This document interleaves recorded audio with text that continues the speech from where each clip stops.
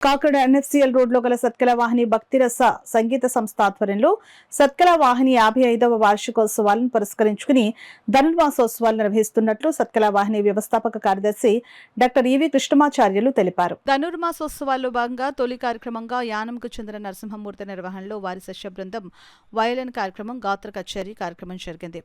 రెండో కార్యక్రమం కింద ప్రముఖ నాట్యాచార్యులు కృష్ణవేణి నిర్వహణలో వారి శిష్య బృందం నృత్యాంజలి కార్యక్రమంలో భాగంగా నృత్య ప్రదర్శన చేశారు.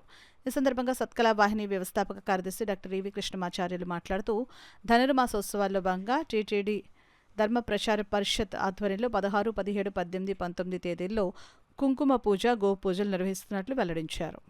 సత్కల వాహిని నమస్సుమాజులు తెలియజేసుకుంటూ ధనుర్మాసం మహాపర్వదినాలు పురస్కరించుకొని గత 30 సంవత్సరాలుగా సత్కల వాహిని కళామందిరం వేదిక మీద జరుగుతున్న కార్యక్రమాల్లో భాగంగా 55వ వార్షికోత్సవాలు సత్కల వాహిని సందర్భంలో ధనుర్మాస కార్యక్రమాలను ప్రారంభిస్తున్నాము.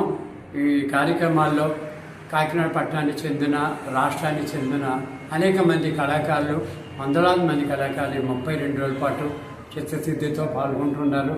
ఇందులో సంగీత కార్యక్రమాలు, నాట్య కార్యక్రమాలు, మరి రంగస్థల కార్యక్రమాలు కూడా ప్రధానంగా జరుగుతూ తిరుమల తిరుపతి దేవస్థానం ధర్మ ప్రచార పరిషత్ వరకు కార్యక్రమాల్ని ధనుర్మాసం సందర్భంగా 17, 16, 17, 18, 19, 25 రోజుల పాటు ఇక్కడ నిర్విరామంగా కుంకుమ పూజ, గోపూజ వంటి కార్యక్రమాల్ని టీటీడీ ధర్మ ప్రచార పరిషత్ నిర్వహిస్తున్నది. ఈ సందర్భంలో మరి నిత్యం సాయంత్రం 5:30 గంటల నుంచి రాత్రి 9 గంటల వరకు ఈ కార్యక్రమాలు జరుగుతున్నాయని సైనిగా తెలియజేస్తున్నాము.